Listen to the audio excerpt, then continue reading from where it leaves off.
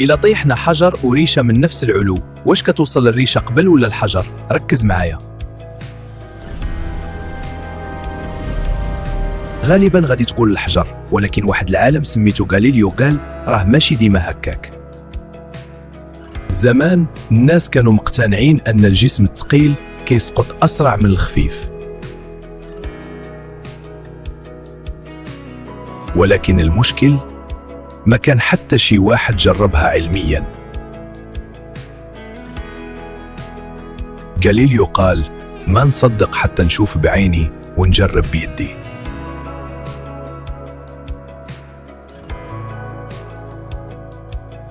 ومن هنا قرر يدير تجربة بسيطة ولكن عبقرية.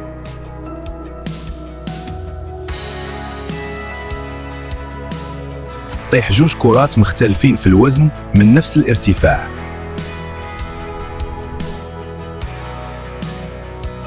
والنتيجة وصلوا تقريبا في نفس اللحظة.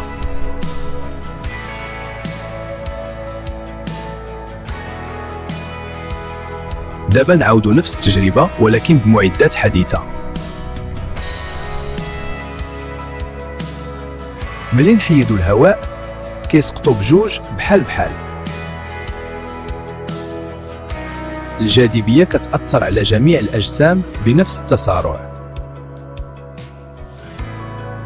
الهواء هو اللي كيحبس الريشة ماشي الوزن. بحال إلا جريتي في الزنقة ولا وسط الماء، فرق كبير. يعني المشكل ماشي في الوزن، المشكل في الوسط اللي كيدوز فيه الجسم.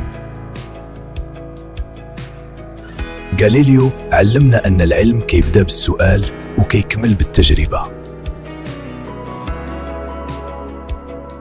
إلا عجبك هاد التجربة اكتب لي شنو بغيتي نجرب في الفيديو الجاي، وما تنسى الاشتراك وشارك الفيديو لتعم الفائدة.